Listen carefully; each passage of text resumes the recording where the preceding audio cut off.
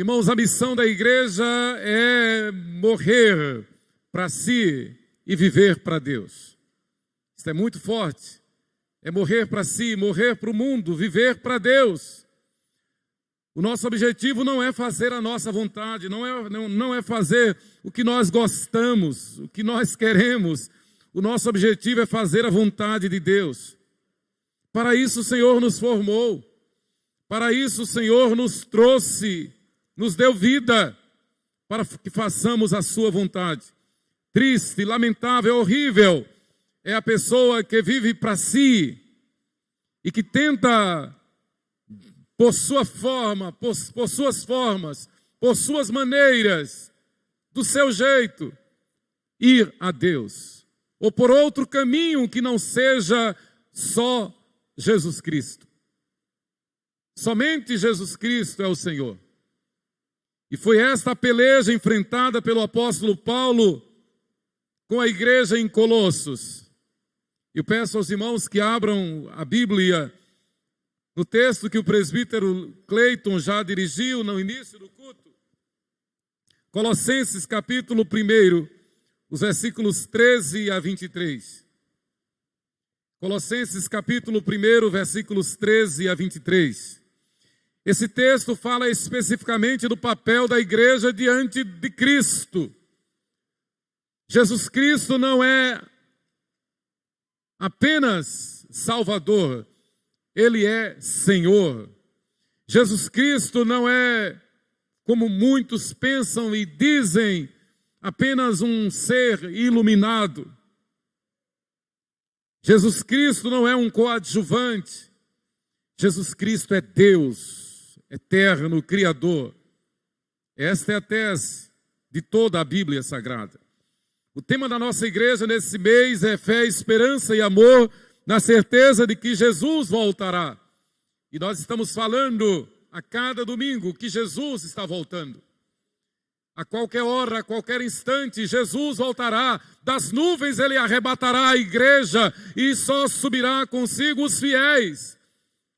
Aqueles que honram o seu nome, aqueles que testemunham do seu nome, aqueles que declaram que Ele é o seu único Senhor e suficiente Salvador. Em Mateus capítulo 10, versículos 32 e 33, nosso Senhor Jesus Cristo é categórico. Ele diz, aquele que me confessar diante dos homens, eu o confessarei diante de meu Pai que está nos céus. Mas aquele que me negar diante dos homens, também eu o negarei diante de meu Pai que está nos céus.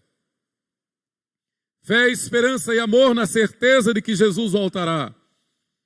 E o texto, o versículo base é, e quando eu for e vos preparar lugar, voltarei e vos receberei para mim mesmo, para que onde eu estou estejais vós também. Esta é a proposta de nosso Senhor Jesus. Ele veio ao mundo, morreu na cruz, ressuscitou ao terceiro dia, voltou aos céus, e ele diz, eu fui preparar lugar, e eu voltarei para buscar aqueles por quem eu dei a minha vida, aqueles que não se envergonharam de mim, aqueles que se arrependeram dos seus pecados e converteram-se a mim. A estes eu lhes darei um lugar eterno, uma morada eterna. Ele é o caminho, a verdade e a vida. A excelência da pessoa e da obra de Cristo eu quero falar nesta hora. O texto é este que nós já lemos. Colossenses capítulo 1, do 13 ao 23. E nós vamos discorrer e nós vamos passear por este texto. Colossos, a cidade de Colossos ficava no vale do rio Lico, muito conhecido, muito famoso, um afluente do meandro, na parte sulina da antiga Frígia. Uma região das mais ricas então, famosa pela produção de lã, pela sua indústria têxtil. Na verdade, a palavra Colossos, de Colossínios, significa, era uma cor dada à lã tingida. A produção de ovinos era abundante. Era o carro-chefe da economia na Frígia, e tendo em Colossos o seu principal produtor de lã. Colossos ficava numa estrada estratégica das investidas militares na época. E lá em Colossos, o evangelho chegou graças ao tempo em que Paulo esteve em Éfeso. Paulo morou 3 anos em Éfeso. E de Éfeso ele fez investidas missionárias até Colossos. E pelo poder da graça de Deus, uma igreja surgiu em Colossos. Paulo é preso. Quando Paulo escreveu esta epístola, como eu falei hoje de manhã sobre Efésios, ele estava na prisão. Esta é uma das 4 epístolas da prisão. São elas Efésios, Filipenses, Colossenses e Filemon. E Paulo escreveu então mais ou menos no ano 62. Ele recebe através de Epáfras notícias de que a igreja em Colossos estava passando por aflição. A igreja estava sendo assediada, bombardeada por ventos estranhos de doutrina. E ele então faz esta carta e envia pelas mãos de Tíquico, que leva esta epístola para ser lida na igreja em Colossos. Uma das razões pelas quais Paulo escreve esta epístola aos Colossenses foi o intuito, então, de corrigir alguns erros doutrinários gravíssimos. F.F. Bruce, comentando, diz que a carta aos Colossenses é a reação vigorosa de Paulo diante da notícia do ensino estranho que estava sendo inculcado em Colossos. A igreja em Colossos estava sendo atacada por ventos estranhos de doutrina, tanto da parte de judaizantes, quanto da parte de filósofos gnósticos. Os judaizantes insistiam em que a igreja devia voltar às práticas, aos usos e costumes do Antigo Testamento, algo semelhante ao que acontecera na Galácia. E juntamente com os judaizantes que se infiltraram na igreja, eram pessoas que se diziam cristãs, eram pessoas que estavam na igreja, que participavam dos cultos, mas que queriam trazer uma influência, não a influência do evangelho.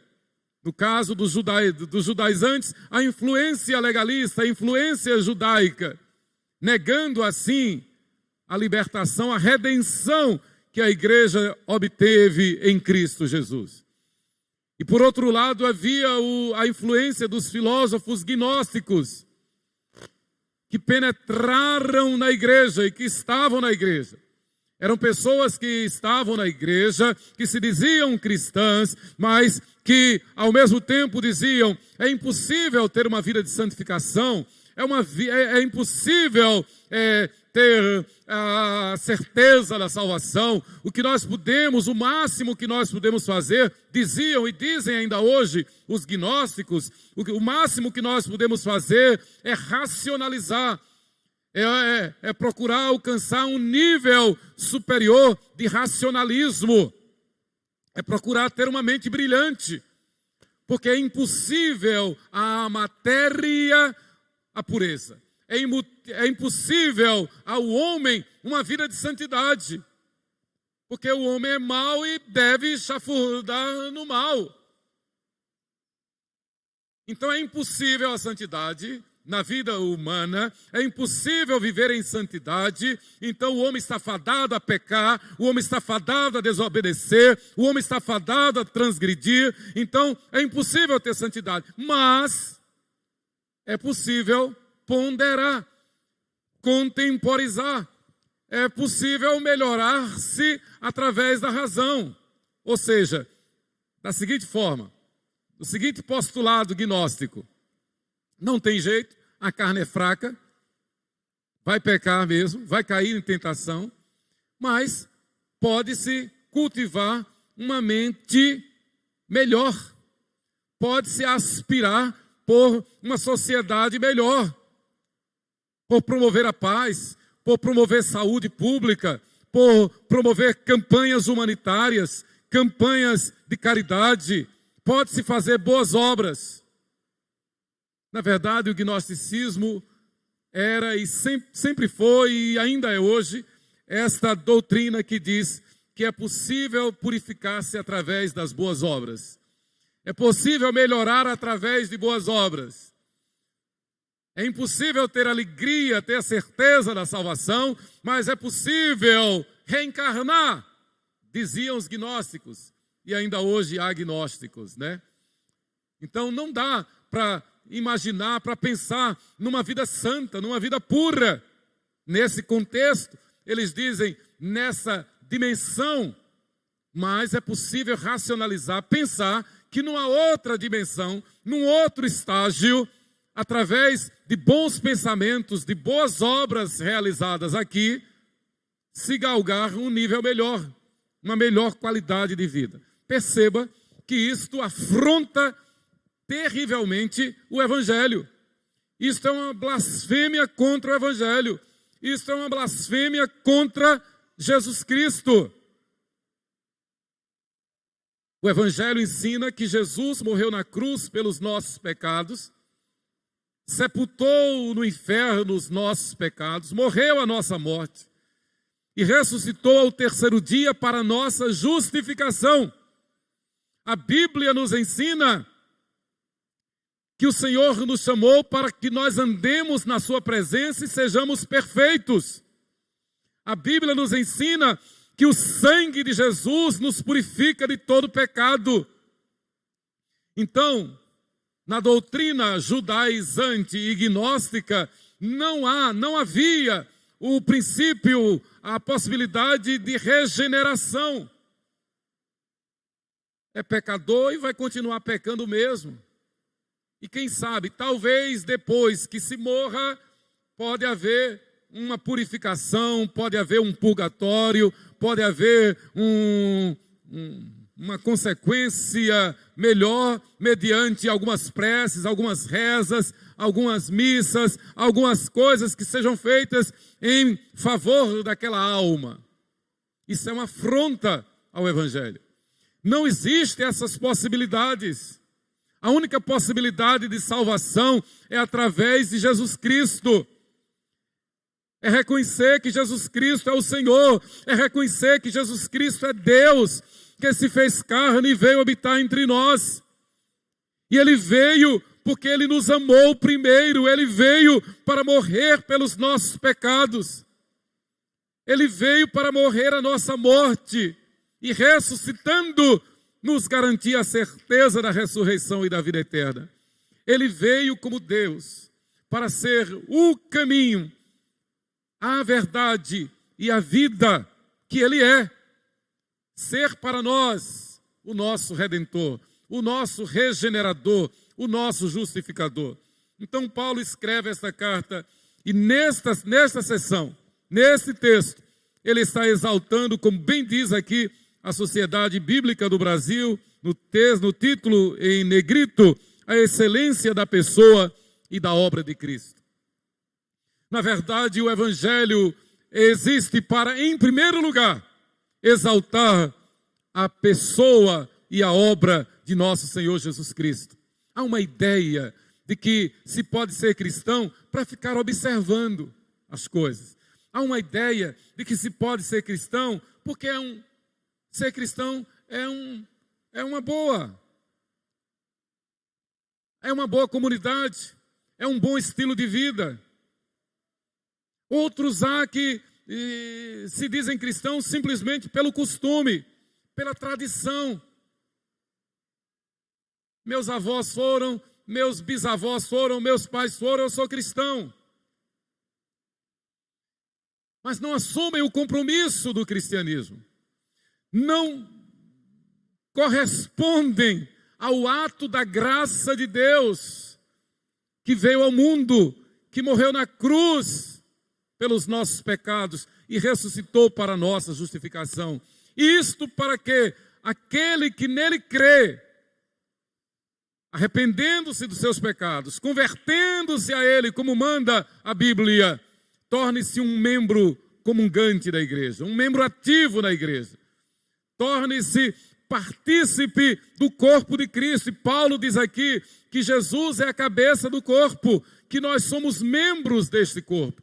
Então Ele nos chamou, Ele veio ao mundo para formar um corpo, onde Ele é a cabeça e nós os membros do corpo. Por que os membros do corpo?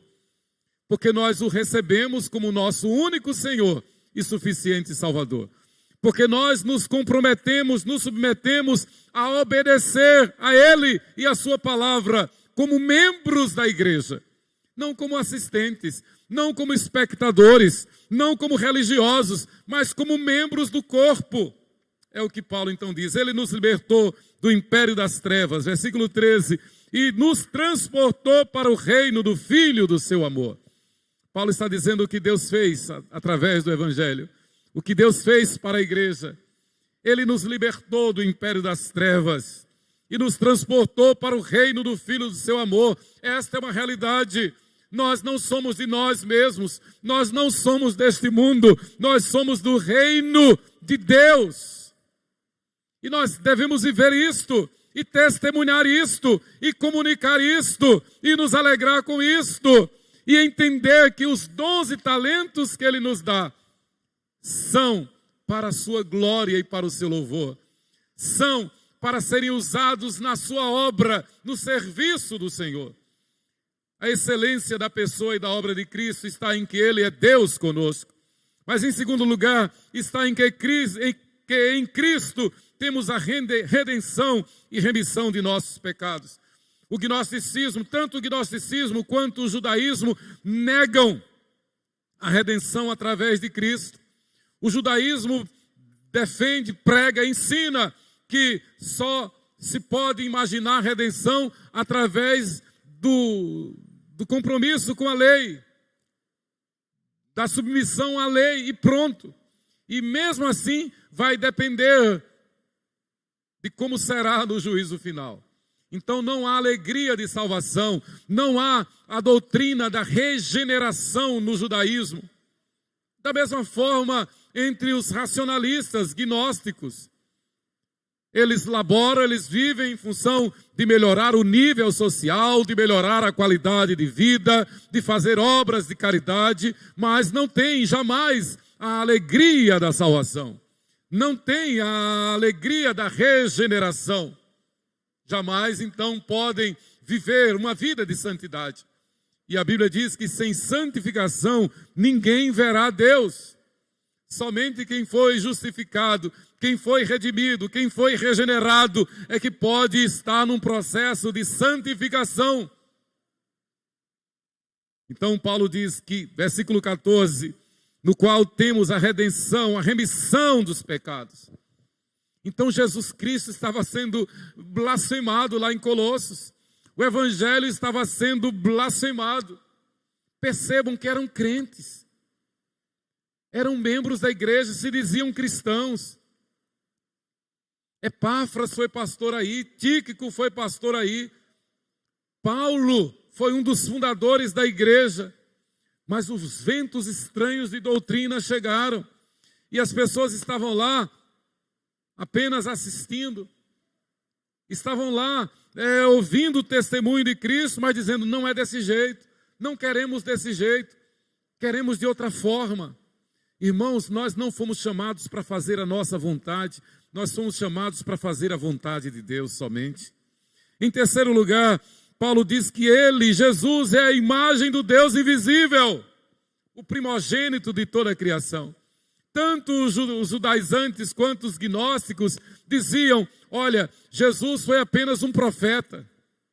Há uma doutrina importante que cresce muito nessa geração, que diz que Jesus é apenas um ser evoluído, ou mais iluminado.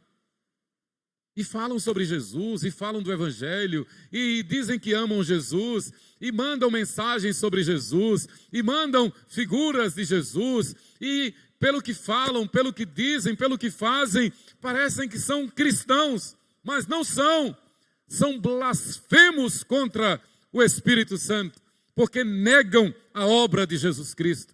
Então, nesses dias de redes sociais, nesses dias de tanta facilidade de comunicação pelas redes sociais, parece que todo mundo é cristão, que todo mundo manda o rosto de Cristo, mensagem de Cristo, palavras do Evangelho. Mas isso não significa que sejam cristãos. Ser cristão fiel é vestir a camisa do Evangelho. Ser cristão fiel é testemunhar, é publicar a sua fé, é declarar que Ele, Jesus Cristo, é a imagem do Deus invisível. Ele é o primogênito de toda a criação. Os gnósticos diziam que era impossível Deus nos visitar. Diziam que a criação era, já naquela época, eles foram os precursores da evolução, da teoria da evolução. Eles diziam que o mundo surgiu de uma evolução. Quem inventou isso não foi Charles Darwin, isso é antigo. Então eles diziam, o mundo é uma consequência de explosões da natureza. Paulo diz, Jesus é a imagem do Deus invisível, Ele é o primogênito de toda a criação. Em outras palavras, Ele é o próprio Deus, Criador dos céus e da terra, do mundo e dos que nele habitam. Ora, se nós temos essa consciência acerca de Jesus, o nosso papel não deve ser outro, senão dizer como Isaías, Senhor, eis-me aqui, eu quero fazer a tua vontade, envia-me a mim. Eu quero ser membro da igreja, eu quero ser uma testemunha fiel, eu quero que o mundo saiba que eu sou teu servo, eu quero que o mundo saiba que haja o que houver, aconteça o que for, eu não vou te negar, ainda que exijam de mim negar a ti para defender a minha saúde, eu não farei isso. Ainda que eles aleguem que é para defender a minha saúde, eu não farei isto. Eu não vou negar o Senhor Jesus. Nós não estamos aqui para salvar a nossa pele, irmãos. Nós não estamos aqui para defender os nossos interesses. Não, não, não. Nós estamos aqui para, antes de tudo, declarar, como diz o apóstolo Paulo, seja Deus verdadeiro e mentiroso todo homem. Como disseram os apóstolos Pedro e João, antes importa obedecer a Deus do que aos homens.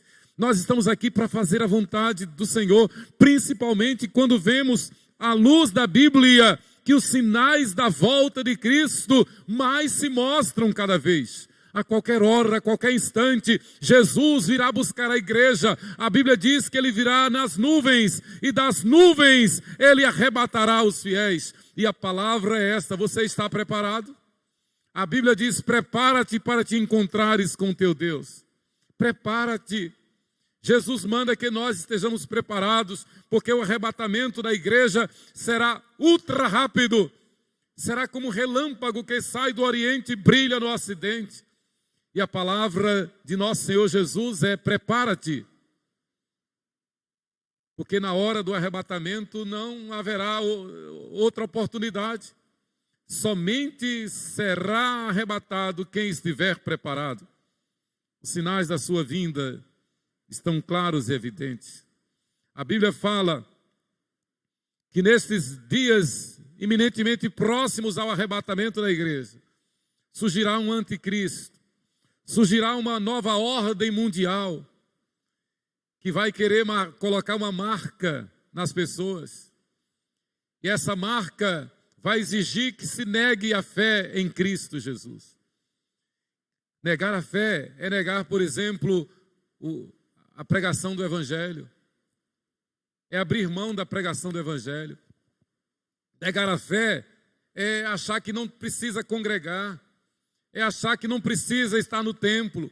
É achar que não precisa ser reconhecido como igreja. Negar a fé é deixar de testemunhar. Eu vou ser mais claro. É impossível agradar a Deus tendo uma crença apenas interna, interior. Por exemplo, dizer, não, eu sou crente, não precisa que as pessoas saibam ou não.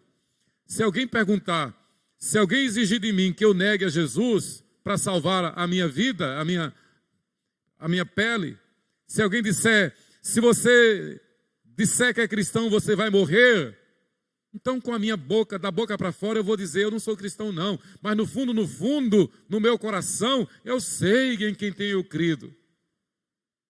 Mas para salvar a minha pele, para não morrer, eu vou dizer: não, de Deus não se zomba, irmãos. De Deus não se zomba. A fé que nós temos no coração deve ser proclamada, deve ser anunciada, deve ser testificada, testemunhada. As pessoas têm que saber que nós somos cristãos. As pessoas têm que saber que nós valorizamos mais a graça, a espiritualidade, a santidade do que a carnalidade. Claro, nós não valorizamos a carnalidade, do que o eu, do que o racionalismo, e que esta vida terrena. Aliás, nós já somos cidadãos dos céus. Estamos apenas passando rapidamente por aqui. A nossa maior alegria, como diz o apóstolo Paulo, é partir e estar com Cristo, o que é incomparavelmente melhor. Mas enquanto estamos aqui, é para testemunhar do Evangelho. Então a igreja lá em Colossos tinha o nome de igreja, era formada por crentes, mas que estavam na carne. Por crentes que estavam buscando fazer a sua vontade somente. Crentes racionalistas, crentes legalistas, mas tinha o nome de igreja, se apresentavam como cristãos. Paulo endereça à igreja a introdução do capítulo 1, os versículos 1 e 2, na introdução dessa epístola. Paulo diz assim: Paulo, apóstolo de Cristo Jesus, por vontade de Deus, e o irmão Timóteo, aos santos e fiéis irmãos em Cristo, que se encontram em Colossos, graça e paz a vós outros da parte de Deus nosso Pai. Eles se apresentavam como cristãos, eles tinham o nome de cristãos, eles se apresentavam como fiéis, mas, no entanto, estavam se deixando levar por ventos estranhos de doutrina. No versículo 15, no versículo 16, Paulo mostra que Jesus Cristo criou todas as coisas, nos céus e sobre a terra, as visíveis e as invisíveis. Ele é o Deus Todo-Poderoso. A Ele nós devemos seguir, a Ele nós devemos obedecer. É triste, é lamentável encontrar um cristão, uma pessoa que se diz cristã, mas não obedece ao Senhor Jesus Cristo. Se diz cristã, mas a sua relação com Jesus é como se Jesus fosse um coitadinho. É como se Jesus fosse um Senhor morto. É como se Jesus precisasse de nós. É como se Jesus fosse apenas uma boa ideia, fosse apenas um iluminado, fosse apenas um filho de Deus. Não, Ele é o primogênito de toda a criação. Ele é o Deus invisível. Ele é o eterno, Ele é o Criador, Ele é Deus conosco, Ele é quem manda, Ele é o Senhor, e a Ele nós devemos obedecer. No versículo 17, Paulo mostra que Jesus é antes de todas as coisas, que nele tudo subsiste. Que palavra! Ele é antes de todas as coisas, nele tudo subsiste. É por isso que com muita honra, com muita alegria, com ousadia, com fé, nós declaramos que somos cristãos. E ainda que queiram nos matar pela nossa fé, podem nos matar. Nós não vamos questionar, nós não vamos negar a nossa fé. Antes importa obedecer a Deus do que aos homens.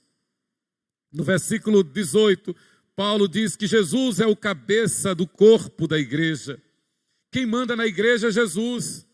O único que pode rogar por nós, agora e na hora da nossa morte, é Jesus. Maria é santa, Maria está nos céus, Maria foi bem-aventurada entre as mulheres, Maria foi aquela moça, aquela virgem que Deus escolheu para trazer no seu ventre o seu filho primogênito, Deus conosco, Jesus Cristo. Mas Maria disse: a minha alma engrandece ao Senhor, e o meu espírito se alegrou em Deus, o meu Salvador. Maria não é salvadora, Maria não é intercessora, Maria não é imaculada, Maria não é nossa advogada. O nosso único advogado diante de Deus é Jesus Cristo. É assim que a Bíblia diz. Ele é o único que pode rogar por nós diante de Deus, agora e na hora da nossa morte. Somente a Ele nós devemos nos dirigir. Ele disse de forma categórica: eu sou o caminho, eu sou a verdade, eu sou a vida, e ninguém pode vir ao Pai a não ser por mim. É impossível ir a Deus por outro caminho. É impossível querer falar com Deus por outro que não seja o Senhor Jesus Cristo. Somente através de Jesus Cristo é que Deus ouve as nossas preces. Somente através de Jesus Cristo é que Deus pode nos atender. Somente Jesus Cristo é quem pode nos salvar. Ele é o cabeça do corpo da igreja.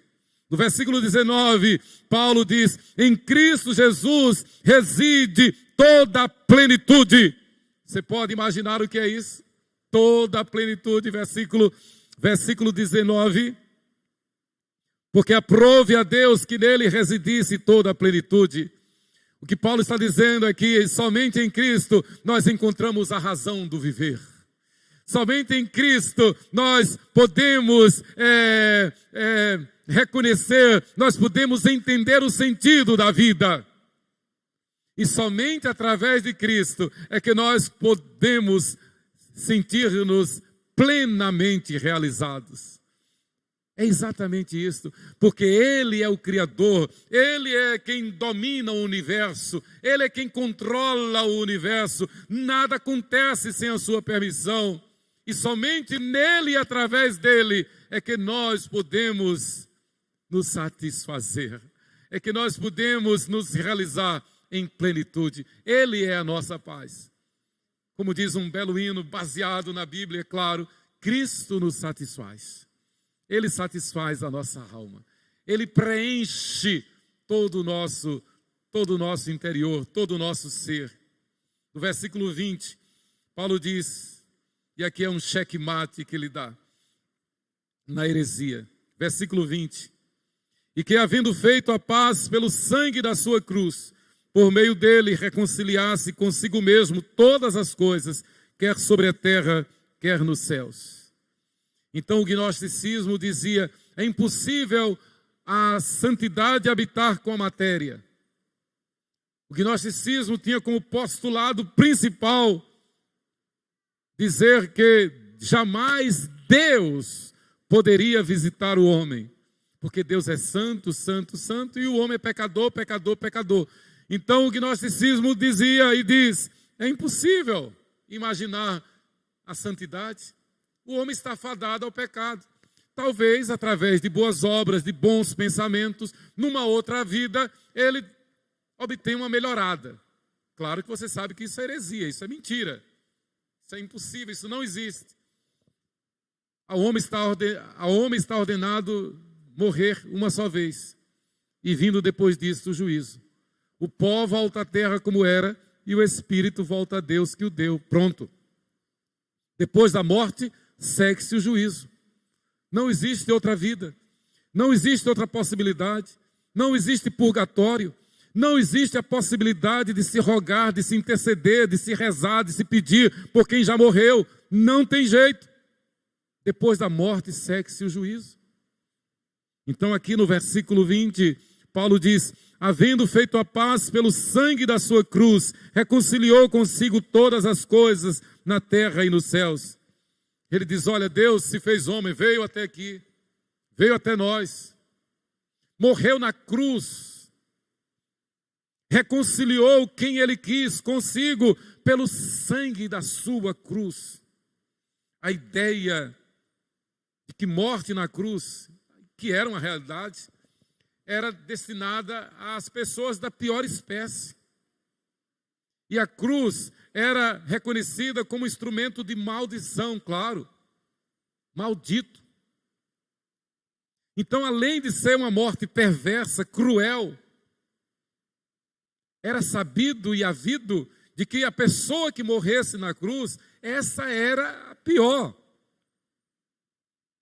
Essa era a maldita das malditas.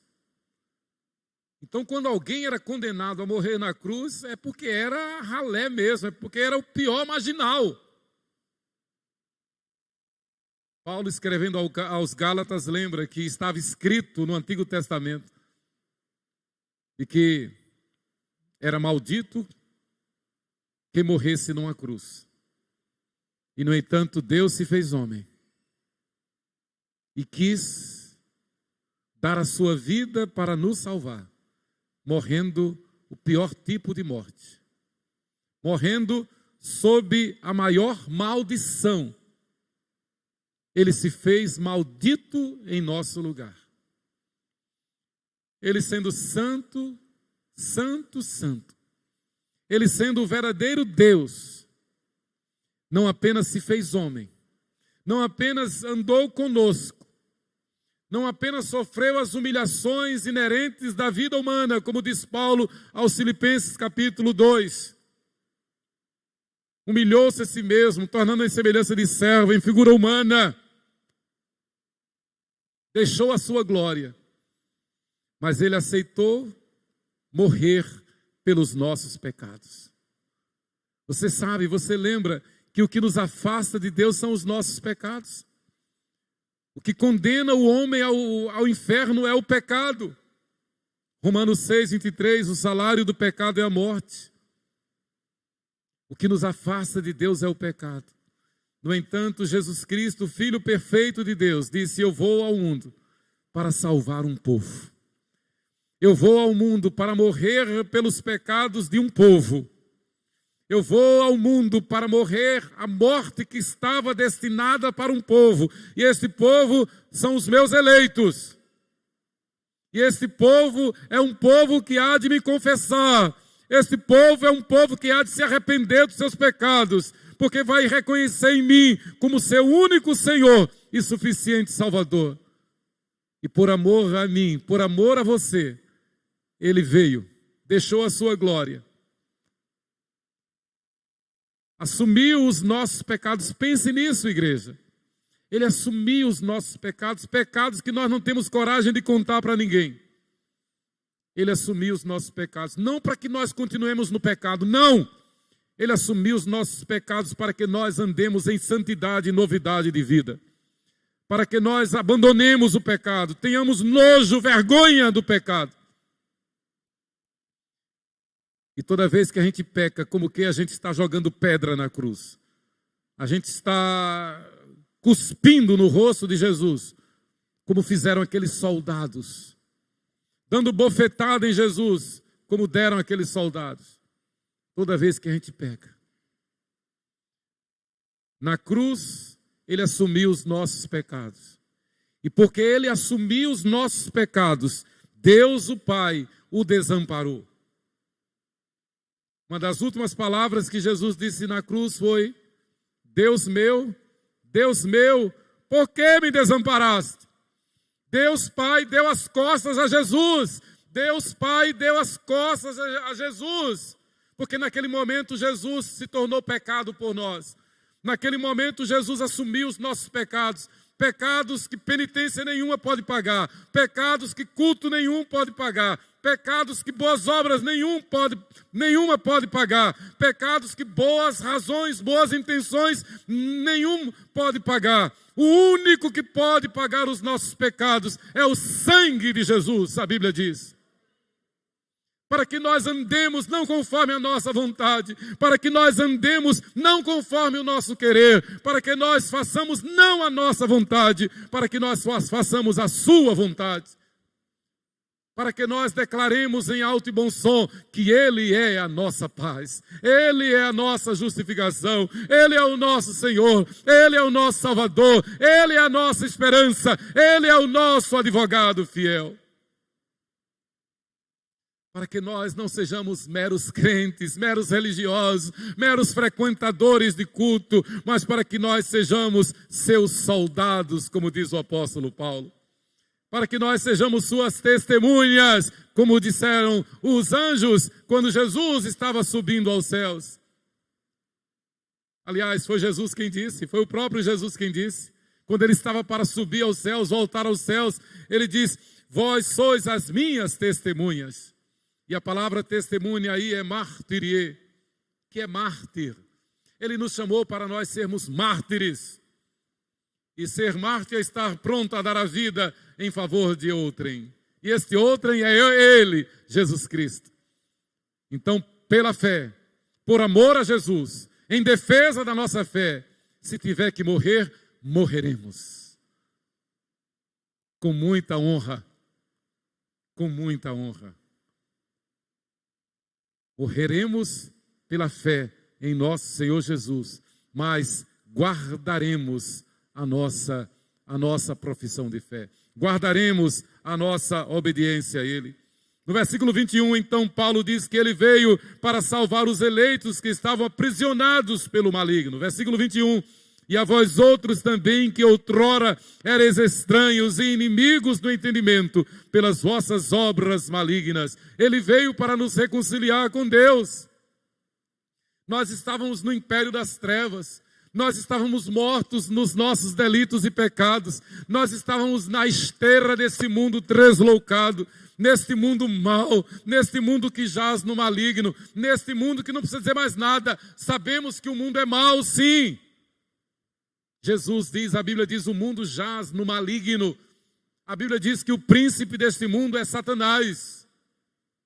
E não tem religião, não tem boas obras, não tem pensamento, não tem filosofia, não tem racionalismo, não tem nada que possa inverter esse quadro. O único que pode inverter esse quadro é Jesus Cristo, que morreu na cruz em nosso lugar. No versículo 22, Paulo diz, agora porém vos reconciliou no corpo da sua carne. Veja que perfeição. Os gnósticos diziam, é impossível a santidade habitar com a matéria. É impossível ao homem usufruir da comunhão com Deus.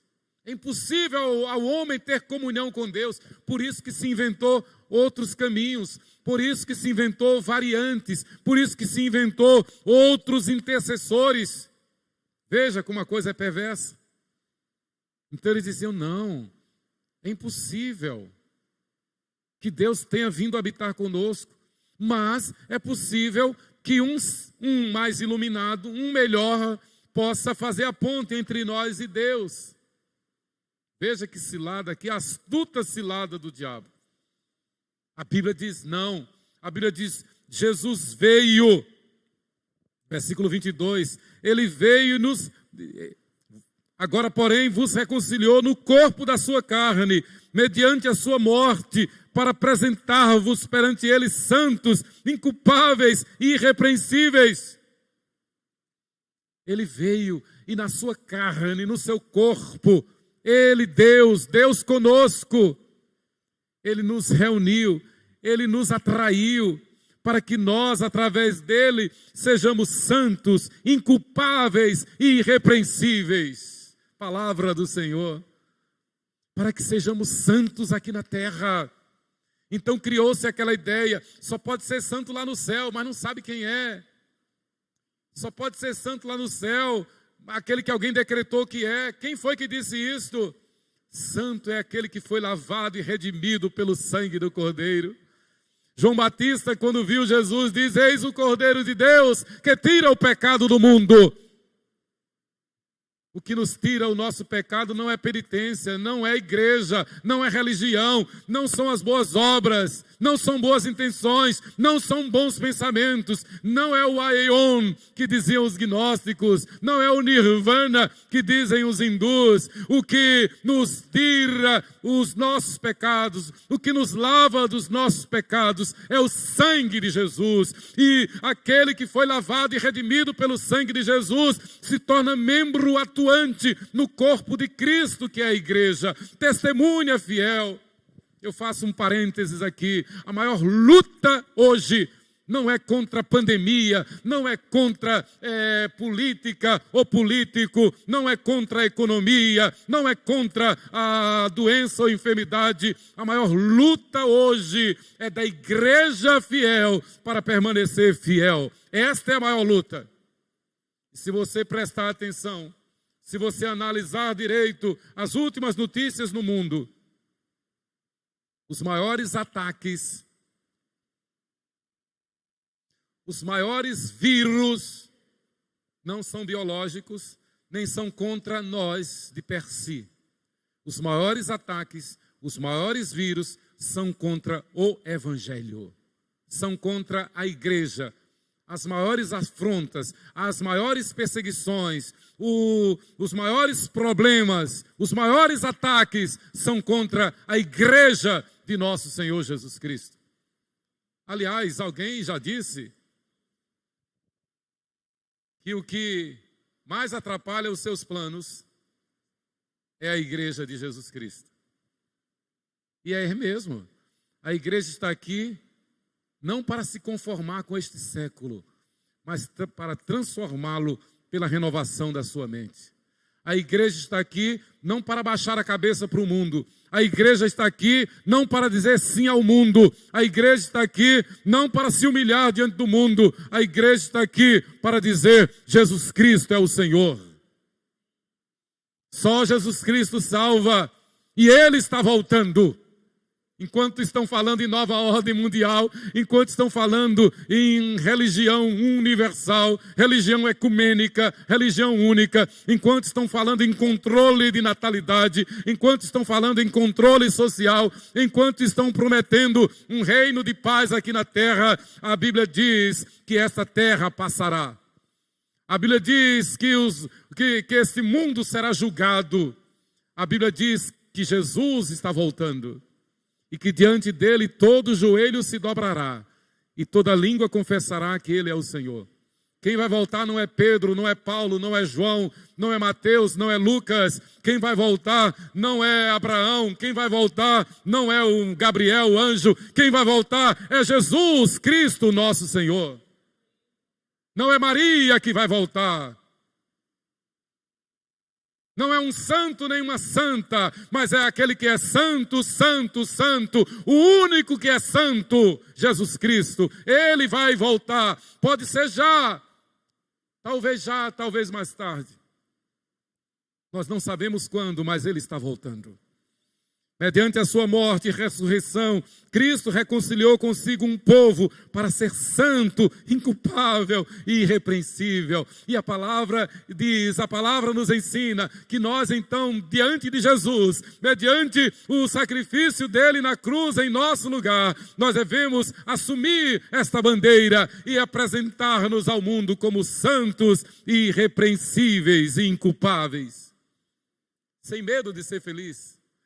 Diga ao mundo: eu sou santo, eu sou inculpável, eu sou irrepreensível, porque eu fui lavado e redimido pelo sangue de Jesus. Lembra quando Martinho Lutero estava num dos momentos de reflexão? E quantas vezes a gente passa por isso? Quantas vezes eu passei por situações semelhantes a esta, principalmente nos 4 anos do seminário, internado no seminário lá no Recife. Quantos momentos de aflição, de opressão, não de possessão, de opressão, de tentação. E num desses momentos, Lutero estava meditando, buscando a face de Deus, e Satanás lhe apareceu, pensamento, e mostrou livros e livros, e dizia: esses livros contêm os seus pecados, você reconhece? E Martinho Lutero olhou e disse: sim, reconheço, são meus. Ele disse: como você pensa que você pode ser salvo, ser santo e ir para o céu? E a história conta que Martinho Lutero estava na sua escrivaninha, com a sua pena, escrevendo, e automaticamente ele virou-se para aquela parede onde ele estava tendo aquele pesadelo, e ele prontamente pegou o tinteiro e lançou contra a parede, dizendo: verdade, esses pecados todos são meus, mas o sangue que Jesus derramou na cruz me purificou de todos os meus pecados. Eu não tenho mais pecado, porque o sangue de Jesus me purificou de todo pecado. Embora eu continue pecando até o último suspiro, mas os meus pecados já foram pagos lá na cruz. A tradição registra que lá no quarto onde Martinho Lutero, onde estava o escritório de Martinho Lutero, no lugar onde aquele tinteiro foi lançado, formou-se uma marca da tinta lá na parede. E de tanto as pessoas visitarem, as pessoas visitavam e tentavam tirar um pedaço daquela parede, e resolveram então guardar aquele lugar como memorial, como uma lembrança deste ato que literalmente aconteceu na vida de Lutero. Claro que é uma simbologia, mas o que Martinho Lutero falou é a mais pura verdade. Somos pecadores, vamos continuar pecando, embora fujamos do pecado, embora busquemos a santidade, embora nos envergonhemos do pecado, embora devamos submeter-nos à disciplina da igreja e ter vergonha do pecado. Mas os nossos pecados, que uma vez nos arrependemos e confessamos, esses pecados foram lavados e purificados, e nós fomos purificados pelo sangue de Jesus. E eu concluo no versículo 23, quando Paulo diz: se é que permaneceis na fé, alicerçados e firmes, não vos deixando afastar da esperança do evangelho que ouvistes e que foi pregado a toda criatura debaixo do céu, e do qual eu, Paulo, me tornei ministro. Paulo dá um checkmate. Paulo diz: olha, o evangelho, a igreja é de Jesus. Nós vivemos na esperança do evangelho, que é Jesus. Nós vivemos não esperando nada deste mundo. Nós não temos nenhuma esperança neste mundo. Este mundo não vai melhorar. Este mundo vai de pior a pior.